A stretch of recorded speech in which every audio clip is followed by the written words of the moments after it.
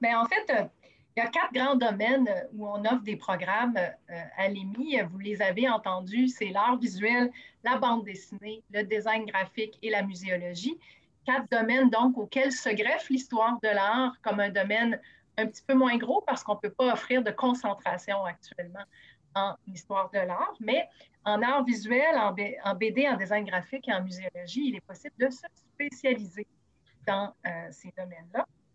En art visuel, on a de la peinture, de la photo, de la sculpture, du multimédia, beaucoup d'expérimentation. En BD, c'est un domaine unique au Québec et probablement en Amérique du Nord, je On est crois. la seule université en Amérique du Nord, la francophone. À Il y a offrir aux États-Unis, mais ouais, la seule université au Canada depuis 1999, donc ça fait 22 ans que le programme, donc c'est pas nouveau. Il est bien implanté. On a beaucoup de diplômés qui publient dans toutes les maisons d'édition au Québec, qui publient ici en Europe. L'album qui a gagné le prix du meilleur album au Québec la semaine dernière est fait par un de nos diplômés.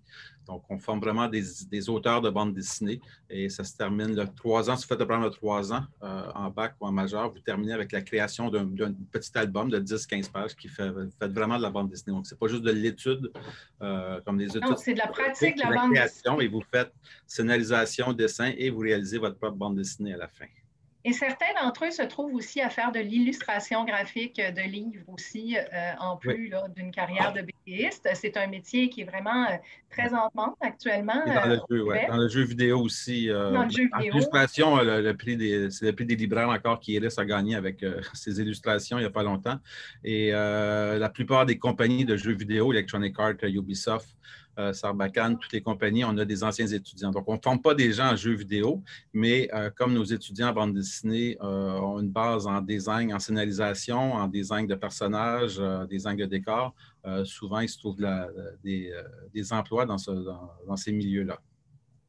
Du côté du design graphique, on est plus en mode typographie, logo, publicité, développer toute une gamme de matériel pour une compagnie, par exemple. Certains de nos étudiants sont très engagés socialement et certains de nos professeurs le sont aussi. C'est un bon domaine, le design graphique, pour faire valoir ses valeurs et pour défendre des valeurs du genre l'écologie, l'environnement, parce qu'il y a beaucoup de compagnies et d'organismes qui ont besoin de campagnes visuelles pour faire valoir leurs valeurs. Et donc, ça, c'est le domaine idéal si vous êtes un peu activiste dans l'âme, je vous dirais. On a une professeure qui donne les cours d'affiches, mais qui est très impliquée socialement et qui fait participer ses étudiants à beaucoup de concours, souvent sur des valeurs sociales. Et qui en gagne. Comme Madeleine et qui en gagne, c'est ça, ouais. Les professeurs, ici à l'EMI, on est très impliqués dans nos milieux, soit en bande dessinée, soit en art visuel, tous les centres d'artistes dans la région, on a des contacts, on a des partenariats avec eux. Même chose en bande dessinée, la même chose aussi pour ce qui est de design graphique. Oui, en muséologie, là aussi, c'est un programme unique. Normalement, avant nous, la muséologie s'enseignait soit au cégep en technique, soit à la maîtrise, donc aux études supérieures. Mais nous, on offre un baccalauréat avec majeur en muséologie, qui est unique, lui aussi, en son genre au Québec, en tout cas, et qui forme donc des gens qui vont travailler dans le milieu muséal ou dans le milieu lié à la conservation des artefacts et du patrimoine. Et donc, nos étudiants ont des stages dans le milieu. Le lien d'ailleurs avec nos partenaires, on est dans une région ici en Outaouais, à la frontière de l'Ontario, où se trouve la capitale nationale du Canada. Donc, on a énormément d'institutions muséales, petites et grandes. Et donc, le lien avec le milieu, il y a beaucoup de visites en musée, il y a vraiment du travail avec les partenaires de la région qui sont faits. Nos professeurs sont vraiment très réseautés et les étudiants donc en muséologie ici ont vraiment un terrain fertile pour étudier dans leur domaine. On offre aussi la maîtrise par la suite, donc ceux qui désirent se spécialiser plus avant ont déjà une base de baccalauréat, donc ils n'ont pas besoin de faire d'autres cours, là, comme parfois quand on vient de domaines connexes. Là, les gens qui ont déjà un baccalauréat en muséologie peuvent continuer plus avant dans le même domaine s'ils le souhaitent. souvent, la muséologie va être alliée à une mineure, une autre petite spécialisation, comme par exemple pratique administrative ou communication, ou même approche éducative, parce que dans le domaine des musées, souvent, on a diverses choses à faire, dont de la gestion personnelle, de la gestion aussi de matériel. Donc, il arrive que les étudiants en muséologie aillent se chercher vraiment une mineure vraiment dans un autre département, ce qui bénéficie beaucoup à leur polyvalence. D'ailleurs, je sais que le majeur mineur est difficile à comprendre parfois parce que c'est quelque chose qui est nouveau au Québec. Ça existait beaucoup dans le système anglais avant, mais on gagne vraiment quand on est dans un programme de majeur à aller chercher une mineure vraiment complémentaire qui se différencie de la majeure, mais qui la complète. Je parle de pratique administrative, mais c'est que c'est une mineure qui s'avère vraiment utile pour les gens qui sont en art parce que les gens qui sont en art dans tous les domaines de l'art se trouvent souvent à faire du travail autonome. Et pour faire du travail autonome, bien, des fois, on a besoin vraiment de notions d'administration. Et donc, ça, là, ça complète vraiment bien une majeure dans n'importe quelle de nos spécialités. En communication aussi, parce que c'est des domaines vraiment connexes. Je pense par exemple à design graphique, où vraiment le monde de la publicité et le monde du design graphique sont très, très intimement liés, mais la mineure en communication est offerte dans un autre département, ce qui est vraiment très enrichissant. Ça, c'est ce qu'on appelle peut-être un peu de l'interdisciplinarité quand on allie une spécialité en art à une autre spécialité qui n'est pas en art, mais qui la complète. On arrive à faire des liens entre nos apprentissages et on devient des gens qui, sur le marché du travail, sommes plus polyvalents. J'ai l'impression d'avoir parlé beaucoup. Sylvain, tu peux rajouter des choses si tu veux. Sinon, après, je vais parler peut-être des choses qui s'offrent aux étudiants qui ne sont pas des cours. Parce qu'il y a d'autres choses que l'université offre que seulement des cours. Oui, ben je pense que tu as pas mal tout dit au niveau des cheminements, des cours, de ce qui s'offre. Je pourrais aussi parler de différents, comme j'ai dit, les professeurs sont très impliqués dans leur milieu. Donc, quand nos étudiants sortent de l'université, ils connaissent déjà les gens du milieu, soit le milieu de l'édition en bande dessinée, des boîtes de design graphique. On a toujours nos projets de fin d'études. Il y a des jurys de professionnels. Donc, ce sont des gens des boîtes de design en design graphique, des centres d'artistes ou des artistes professionnels en art visuel. Donc, les étudiants ont déjà, on les mène aussi par la main un petit peu pour les conduire. Et on reste en contact avec eux pour les aider par la suite pour leur intégration dans le milieu professionnel. D'ailleurs, à cet égard, un événement annuel qui, là, prend la forme d'un site web cette année, c'est l'événement Définissant. Le site web Définissant est une vitrine extraordinaire qui permet de diffuser un premier portfolio et donc de publiciser son œuvre auprès des clients ou des lecteurs potentiels, dépendamment du domaine où on est. Et donc, je vous invite à rester à l'affût et à surveiller les médias car l'accès au site web des finissants 2020 et 2021 sera possible à partir du 23 avril à 17 h. Vous pourrez aller faire vos curieux et vos curieuses et visiter donc ces deux sites web-là et voir tout ce que font les gens qui ont fait un parcours ici dans les 4 secteurs principaux que j'ai nommés tout à l'heure, donc des gens qui sont des artistes visuels, des BDistes, des designers graphiques, et des spécialistes en muséologie. D'autres choses que je voulais peut-être vous mentionner, il y a une vie étudiante quand même assez foisonnante à l'EMI. Le REEMI, R-E-E-E-EMI, est l'association étudiante de chez nous.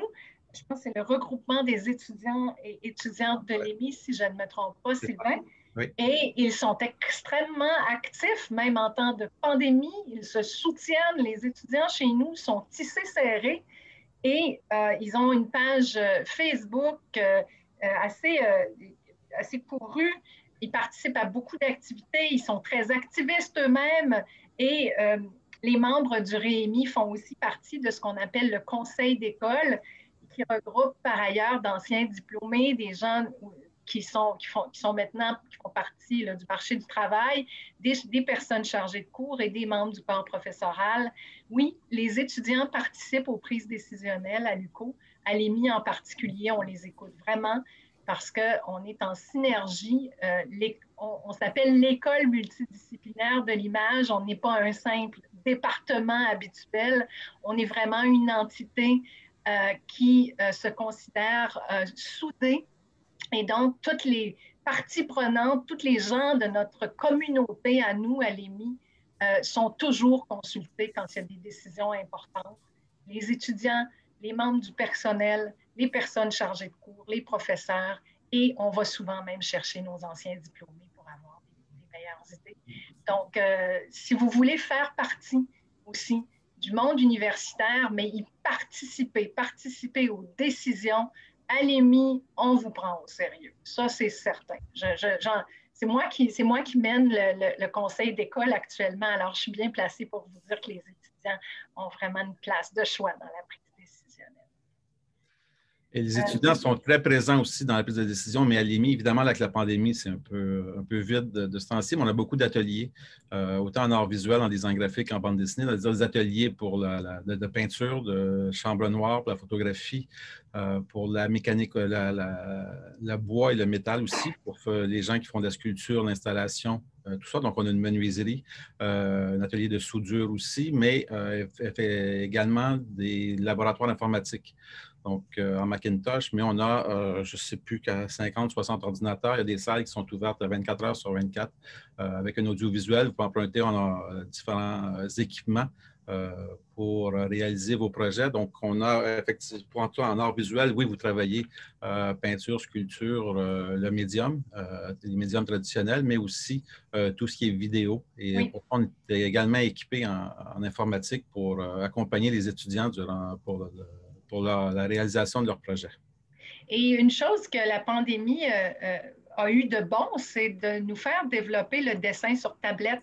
Il y a un de nos professeurs qui a privilégié ça beaucoup auprès de ses étudiants. Donc ça, c'est des belles choses auxquelles on pensait un peu moins avant, mais qui sont quand même de plus en plus importantes dans le métier aussi. Donc, la pandémie nous a forcés à nous outiller de façon plus numérique qu'avant, et c'est donc une tendance là, qui va se poursuivre là, dans les prochaines années. Je sais aussi qu'on a une presse de sérigraphie qui est très populaire. Le cours de sérigraphie est très populaire, oui, effectivement. On a fait des T-shirts, on a fait toutes sortes on n'a pas juste des affiches, on a vraiment fait des T-shirts. C'est vraiment super cool. Il y a des ateliers de fanzine aussi. Sylvain, il me semble oui, on a fait souvent les 24 heures BD, il y a des activités comme ça, de l'art en direct. On a fait des soirées portfolio aussi pour les design graphiques. Il y a plein de projets aussi. Nous, en bande dessinée, bon, il y a une publication annuelle, donc une revue faite par les étudiants, montée par les étudiants. Donc, le processus de création, d'édition, de voir c'est quoi un comité éditorial, comment négocier avec un imprimeur. Donc, tout ça aussi est vu, non pas dans les cours, mais à travers le projet de publication qui se fait. Ça donne aux étudiants la possibilité, la chance de voir leurs œuvres publiées aussi. Donc, certains sont très bons en dessin, mais ce sont leurs amis qui ont toujours dit qu'ils étaient bons et tout. Mais là, de se confronter à un public qu'on ne connaît pas, ça se fait pendant les études, donc ce n'est pas nécessairement attendre la fin de l'obtention du diplôme pour publier, montrer ses premières bandes dessinées. Je sais que parmi les choses que les gens nous disent qu'ils aiment beaucoup, c'est la grosseur des cours. On a de petits groupes. Les enseignements sont donc d'autant plus personnalisés. L'EMI est vraiment comme une famille. Et je dois dire qu'un autre des avantages, c'est la capacité d'explorer beaucoup dans son médium, dans la spécialité qu'on a choisie. Parce que quand on a un enseignement personnalisé, on peut vraiment aller vers où nous, on veut aller. Puis le professeur, il y a plus de temps donc pour accompagner cet apprentissage plus individuel, mais le collectif reste important parce que les élèves, les étudiants se comparent les uns les autres, discutent, font des choses en équipe, commentent les travaux les uns des autres. Il y a vraiment une belle synergie qui s'établit dans les apprentissages ici. qui n'est pas toujours propre du monde universitaire, mais qui, ici, elle est mise parce que c'est une de nos valeurs, la synergie et l'apprentissage par les pairs aussi. Donc, c'est quelque chose qu'on développe beaucoup dans nous. Mais là, on a comme parlé beaucoup, ça fait une vingtaine de minutes. Je sais que je m'étais dit, le format qu'on adopte aujourd'hui permet peut-être un dialogue, puis je ne voulais pas qu'on fasse un monologue ou une présentation officielle. Pour moi, il y avait une qualité plus informelle dans le format du webinaire. Donc, peut-être qu'on pourrait ouvrir ça à une période de questions. Après tout, j'ignore vraiment à qui je parle actuellement. Peut-être juste dire deux dernières choses, peut-être avant de passer aux questions. De ce qui est ici à l'EMI, d'abord, c'est qu'on a une galerie d'art professionnel. Ah, c'est vrai, oui. Galerie UCO, qui existe depuis 2015, qui est ouverte avec la maîtrise, qui a ouvert en 2013. Donc, on a une galerie d'art, mais vraiment professionnelle. Donc, ce n'est pas juste pour les étudiants, donc ce sont des artistes professionnels, mais la galerie implique aussi les étudiants, fait de la médiation, d'éducation. Donc, il y a les étudiants, soit en muséologie, soit en art visuel, même en bande dessinée, en design graphique, peuvent être impliqués dans la programmation de la galerie. Et évidemment, il y a des expositions, 3, 4, 5 expositions par année, là, pas cette année à cause de la pandémie, mais normalement, il y a ça. Et sinon, on a une bibliothèque aussi très bien fournie, je pense. La BDTech. C'est en bande dessinée. Donc, on a une BDTech québécoise qui essaie de rassembler l'exhaustivité. Évidemment, pas tout, mais on a plus de bandes dessinées. On a rassemblé toutes les bandes dessinées québécoises. On en a plus que ce qu'ils ont à la grande bibliothèque à Montréal. Et tout est mieux, pas organisé, mais référencé. Chez nous, on a aussi un don qu'on a eu, c'est le journal Spirou. Donc, c'est une revue belge, mais le journal Spirou de 1938 à aujourd'hui. On a la collection complète. Donc, ça, c'est réservé un peu parce que chacun des exemplaires, c'est plusieurs milliers de dollars pour chacun des livres. Donc, c'est vraiment pour souvent des étudiants de maîtrise ou de doctorat. On a des étudiants de France, des fois, qui viennent pour consulter ces livres-là. Donc, c'est à la disponibilité des chercheurs universitaires partout au Canada, partout en Amérique du Nord. Tu parles des chercheurs de France, puis ça m'a fait penser à quelque chose. C'est que, bon, là, la pandémie a comme mis le frein un peu dans les échanges universitaires, mais oui, c'est vrai. Quand on sera tous vaccinés, les échanges devraient revenir assez facilement. On reçoit des gens de l'étranger, mais on envoie de nos étudiants aussi étudier en France, notamment dans des hautes écoles d'art. En Belgique, pour la bande dessinée en Belgique, à l'école Saint-Luc, qui est la première école de bande dessinée en Europe francophone, et l'école de communication visuelle pour design graphique pour et design graphique. bande dessinée, et la Sorbonne pour muséologie. Donc, des ententes bilatérales qu'on a avec ces institutions-là. Donc, on reçoit.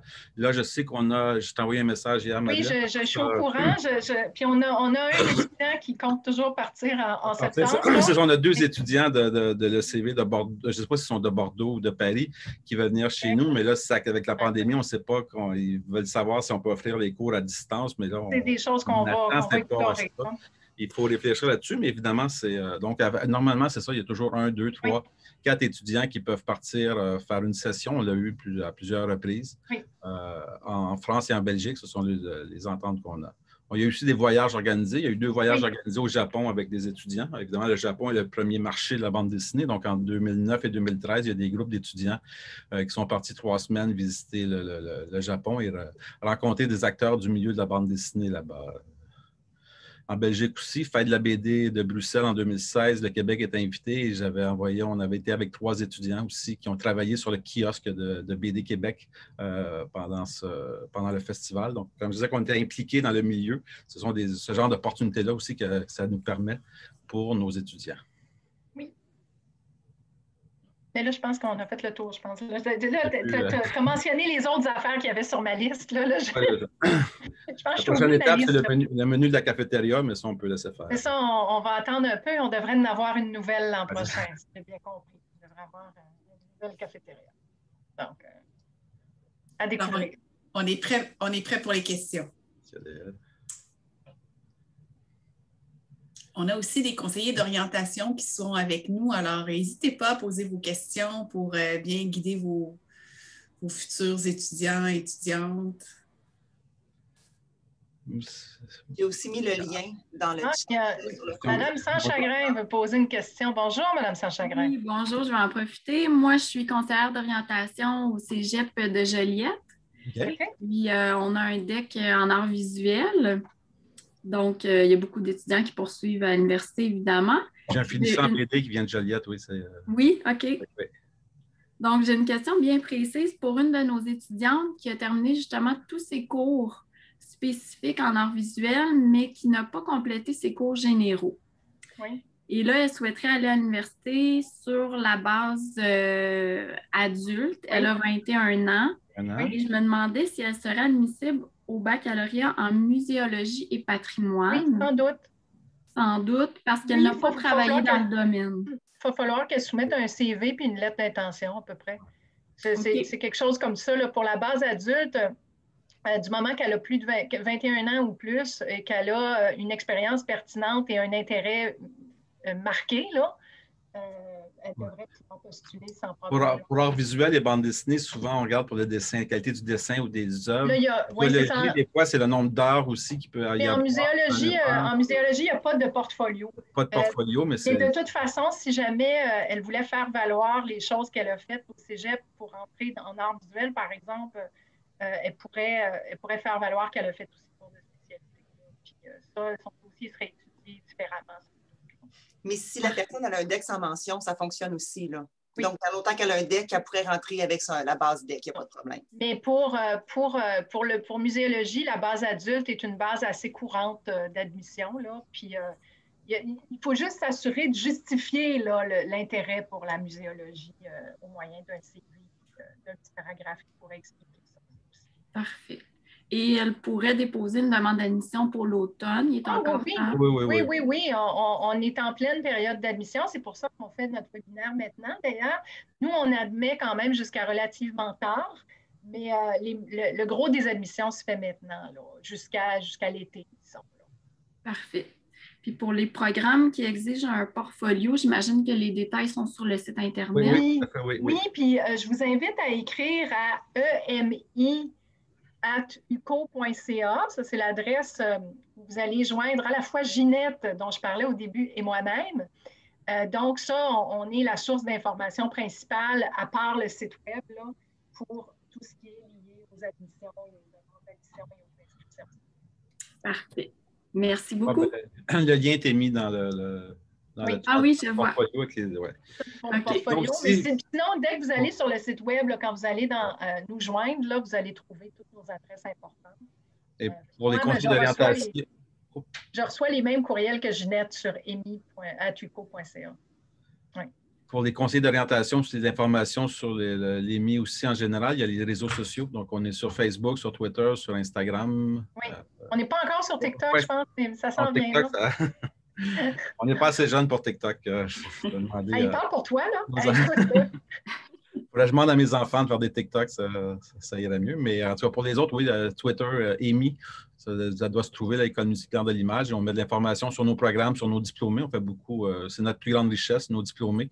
Comme je disais, c'est ça, en bande dessinée, on a fait un calcul, il y a une soixantaine de nos diplômés qui ont été en nomination, qui ont remporté des prix un peu partout au Québec, au Canada pour la réalisation. Ouais. Je vois que Mme Gorman a une question. Je vois une petite main. Bonjour, Mme Gorman. Ouais, moi, je me demandais, est-ce que, parce que là, je vois que la rencontre est enregistrée, oui. Est-ce qu'il va être possible de retrouver quelque part? Parce que j'ai manqué le début, puis j'aimerais ça comme pour... Oui, je pense que Véronique peut te répondre là-dessus. Il y a deux façons, probablement facilement là, sur le site Internet. Je ne sais pas si ma collègue Eve peut mettre le lien dans la section webinaire, mais sinon, tous les gens qui se sont inscrits aujourd'hui ont fait comme une espèce de petit rappel avec le lien vers le webinaire. Fait que si jamais, au cours des prochains jours, là, ça va être envoyé. À l'adresse courriel? À votre adresse courriel où vous êtes inscrite, oui. OK, c'est bon. Super, merci. Ben, ça fait plaisir. Et on est toujours là aussi pour répondre à vos questions après le webinaire. Là. Ce que je veux dire, c'est que dans la vraie vie, là, on répond à nos courriels aussi, puis on peut même se faire des petits zooms informels là, si vous avez d'autres questions auxquelles on n'aurait pas répondu aujourd'hui. Je fais plusieurs, là, encore à cause de la pandémie, je ne l'ai pas fait depuis l'année dernière, mais des visites. Donc, je prends à peu près 1 heure. Des étudiants qui viennent des fois de l'extérieur et on prend, si moi je ne suis pas disponible, on a quelqu'un qui est disponible, on est capable de répondre aux questions des étudiants un par un et de faire des visites de nos ateliers, de voir tout ce qu'il y a, de répondre aux questions. Donc, ça, c'est qu'on fait ça fréquemment en non-temps de pandémie. Ils vous ont dit que l'EMI, c'était comme une famille, donc ils vous accueillent de cette manière-là. C'est comme ça que ça se passe. On a d'ailleurs un cours d'1 crédit qui s'appelle Introduction au programme qui contribue d'ailleurs à former cet esprit de corps. Qui se complète en dernière année par un cours qui s'appelle Milieu professionnel, donc qui explique aux gens, travailleurs autonomes, comment tenir une comptabilité quand on est travailleur autonome, les impôts, tout ça, les déductions, comment faire des demandes de subventions, Conseil des arts et des lettres du Québec, quels sont les organismes subventionnaires, tout ça, le réseau des galeries, les maisons d'édition. Donc, il y a tout été vu aussi dans la dernière année. Oui. Et moi, sur Facebook aussi pour bande dessinée, mes anciens étudiants, on est pas loin, au-dessus de 200, 250, je ne sais plus. Donc, on est toujours en contact et ça fait 20 ans. Donc, j'en ai qui ont terminé il y a 20 ans le programme, on est toujours en contact. Et avec ce groupe Facebook-là, souvent, comme on est la seule université à faire un programme en bande dessinée, souvent j'ai des contrats, soit en animation, soit d'une compagnie qui veut faire réaliser une bande dessinée. Donc, quand on a des contrats comme ça, je peux rejoindre une banque de tous mes diplômés. Et ça, chacun des secteurs le fait aussi. Donc, on est une famille, mais même quand vous terminez, vous quittez, vous restez dans la famille. Famille fait juste s'agrandir. Oui, c'est ça. De juste dire que j'ai rajouté le lien vers les webinaires. Fait que c'est eco.ca/tournée. Puis vous avez juste à cliquer sur webinaire, puis les webinaires vont être là. Excellent.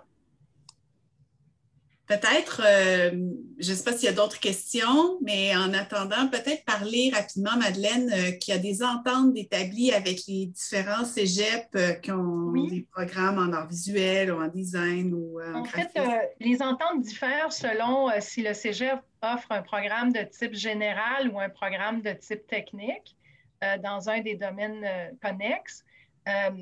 Normalement, les gens qui nous viennent d'un programme de cégep lié aux arts visuels ou au design graphique se font reconnaître un certain nombre de cours pour les acquis, des choses déjà acquises.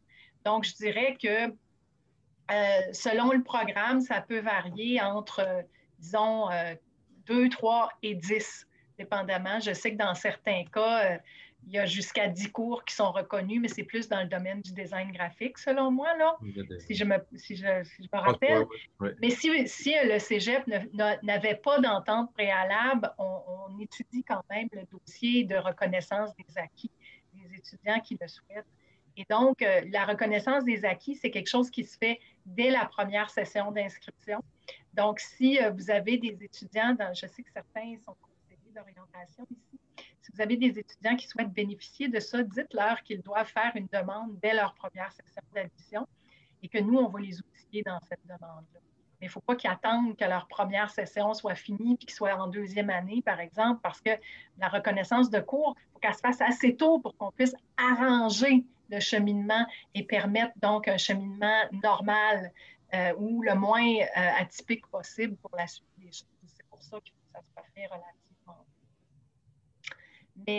Mais donc, qu'on ait une entente préalable ou pas avec un cégep, il est toujours possible de faire reconnaître un certain nombre de cours, en particulier pour les decks techniques, parce que c'est une question mathématique. Il y a plus de cours dans un deck technique. Pour reconnaître un cours d'université, ça prend 2 cours de cégep. Ça fait qu'on en reconnaît un petit peu plus pour les decks. Excellent. On a ici une question d'Isabelle Bélanger. Est-il possible d'avoir des crédits en design ou BD avec le diplôme en technique d'intégration multimédia? Oui, là, il faudrait que je regarde, ça dépend du collège où vous êtes, mais oui, c'est possible. Il faudrait s'adresser à nous pour avoir des informations peut-être plus détaillées là-dessus. Je ne connais pas mon tableau par cœur, mais je sais qu'il y a certains cours qui vont être reconnus. Je sais que le logiciel graphique, par exemple, a tendance à être reconnu d'emblée pour ces gens-là, mais ça se pourrait qu'il y en ait plus aussi. Oui, mais il me semble qu'en design graphique, il me semble qu'il y a plusieurs étudiants qui viennent avec un profil, avec un diplôme en technique. Oui, puis en design graphique, il y a vraiment un bon nombre de cours qui est reconnu. En BD, il y en a un petit peu moins, mais il y en a quelques-uns quand même pour ces diplômés-là. Il n'y a pas de deck en BD, donc Non, mais le DEC qui est en animation du Cégep du Vieux-Montréal a des reconnaissances particulières. Animation, oui, tout à fait. Est-ce que les bandes sont faites sur papier ou à l'ordi? Bon. Les deux! Oui, mais ça dépend. C'est sûr qu'on va vous montrer toutes les facettes de la création. Mais encore aujourd'hui, la majorité des bandes dessinées publiées sont faites sur papier, dessinées sur papier, ancrées, mais par la suite numérisées. Et la couleur, souvent, se fait maintenant par ordinateur. Mais on a quelques étudiants, je pense, là, tous les projets de fin d'études de cette année ont tous été faits en papier. On en a très peu qui commencent directement sur la tablette. Si vous connaissez Les Nombris, la bande dessinée québécoise publiée chez Dupuis, là, les trois jeunes filles. Donc, Marc de la Fontaine est un Québécois, travaille uniquement, ne fait rien sur papier. Donc, il dessine directement sur la tablette. Donc, il y en a qui font ça. Donc, si on est équipé, on a des tablettes qu'on peut prêter aussi. On a un professeur, Mario Beaulac, qui en parlait, qui travaille de plus en plus sur la tablette aussi. Donc, il y a un sabbatique, il a beaucoup expérimenté pendant son sabbatique, la création avec les nouveaux outils technologiques. Donc, ça, c'est votre choix. C'est la même chose si vos étudiants ou si vous aimez la bande dessinée, mais vous êtes très franco-belge ou très manga ou très super-héros. Il n'y a pas d'école esthétique dans laquelle on vous pousse à faire, tout le monde va faire la BD expérimentale ou tout le monde va faire ce genre de BD-là.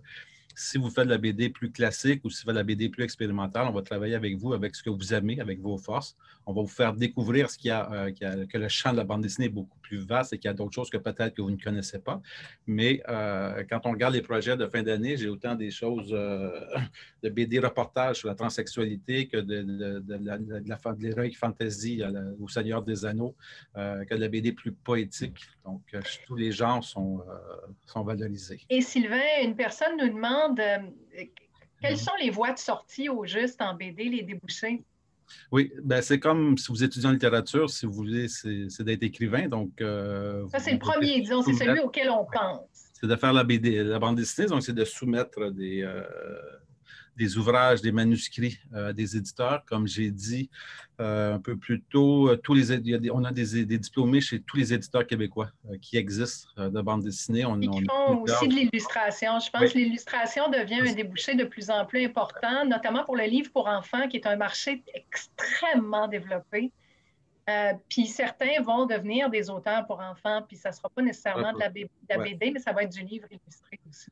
Mais on a beaucoup de nos diplômés qui travaillent, justement, qui font des bandes dessinées. J'ai une section dans ma bibliothèque avec juste des ouvrages, des albums, des livres de nos diplômés.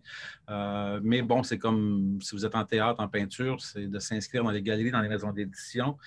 Sinon, comme Madeleine l'a dit, l'illustration est un domaine connexe aussi. Je pense que le monde de l'édition en général. Le monde de l'édition, le jeu vidéo.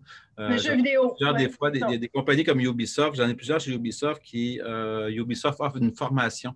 Donc, les étudiants, les gens sont engagés chez Ubisoft et pendant la première année font une formation, mais le fait qu'il y ait le bac en BD facilite cela. Et ensuite, bon, ils apprennent le travail sur les logiciels de Ubisoft. Alors qu'évidemment, ils sont obligés de travailler pour la compagnie par la suite.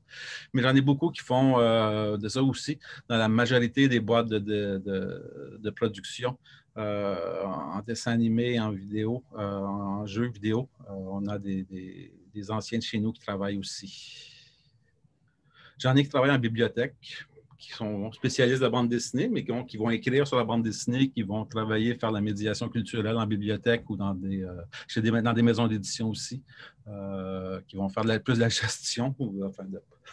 Certains viennent en bande dessinée en dessinant, mais se rendent compte qu'ils aiment mieux faire de l'édition ou de la gestion que du dessin ou de la création. Donc, ça aussi, donc, toutes les facettes de la bande dessinée sont vues dans les cours. Excellent. Mes yeux partout, là. Je regarde parce que des petites mains levées ou d'autres questions par écrit ou verbalement? Est-ce qu'il y avait autre chose que vous aimeriez ajouter, Madeleine, Sylvain? Moi, j'aimerais réitérer que je suis consciente qu'on est enregistré, puis peut-être qu'il y a des gens qui préfèrent ne pas se manifester. Moi-même, je suis un peu gênée d'être enregistrée aujourd'hui, mais on est toujours disponible au bout d'un courriel, là, au bout de votre clavier. On n'est pas loin, en fait. Puis moi et Ginette, on se fait un plaisir d'appeler, de faire des petites rencontres. Donc, n'hésitez pas à nous faire signe, en fait, et à nous poser des questions plus ciblées, peut-être, sur votre dossier ou sur ceux que vous avez sur votre table, là, si vous êtes des conseillers d'orientation, et on vous répondra individuellement dans les meilleurs délais. Là. On n'est pas sorteuse, surtout pas depuis le début de la pandémie. Donc, s'il y a de quoi, on est encore plus disponible qu'avant.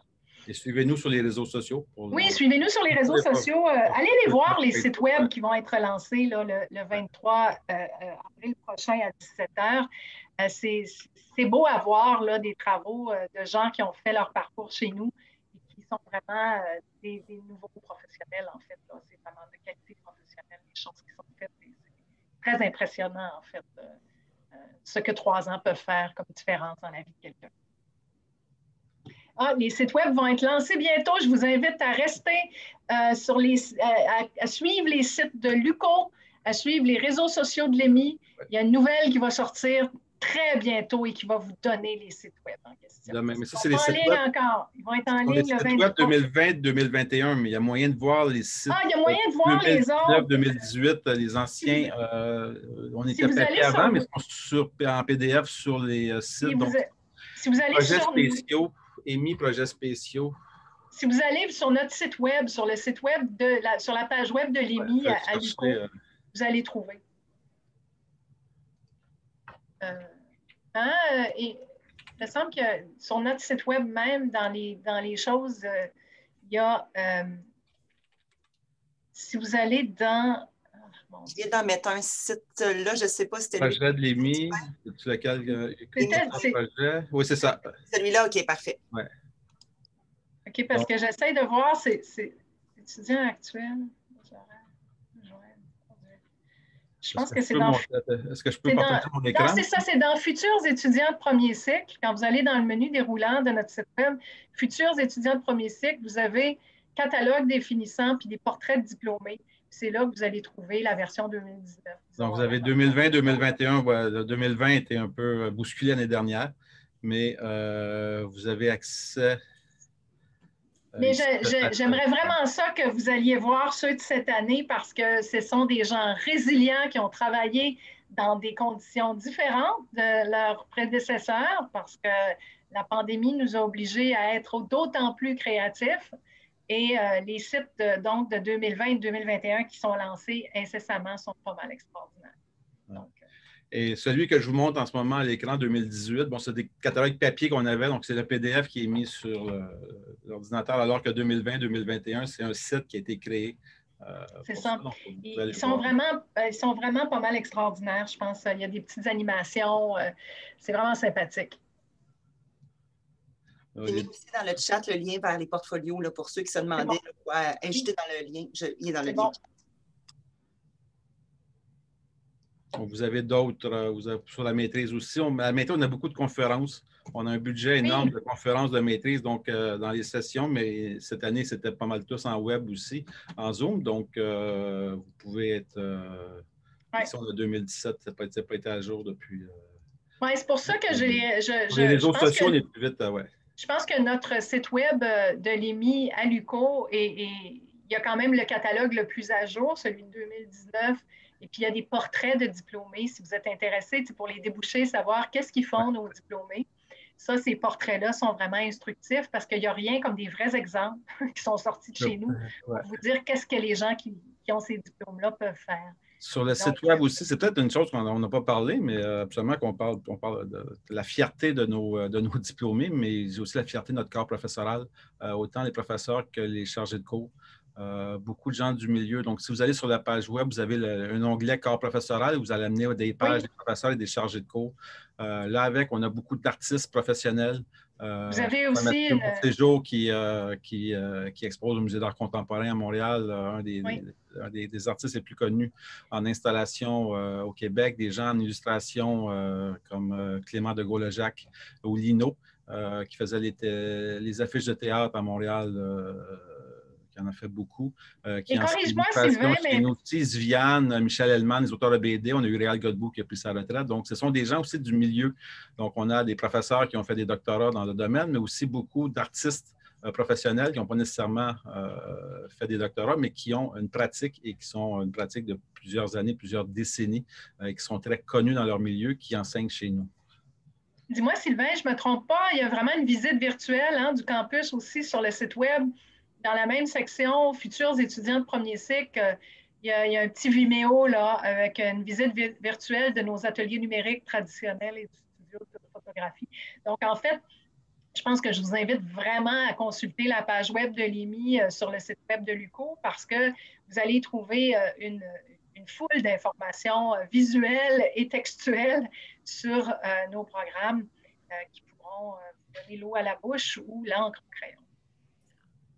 C'est beau. Ça pourrait être le mot de la fin, ça. Ça pourrait. Oui, ça pourrait. À moins qu'il y ait d'autres questions.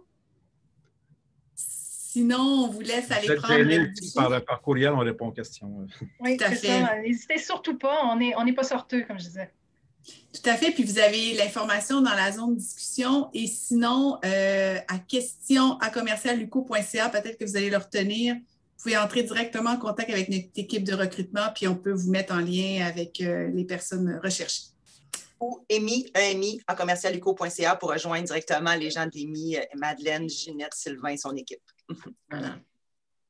Merci. Merci beaucoup. Merci beaucoup. Bon dîner, bonne fin de journée.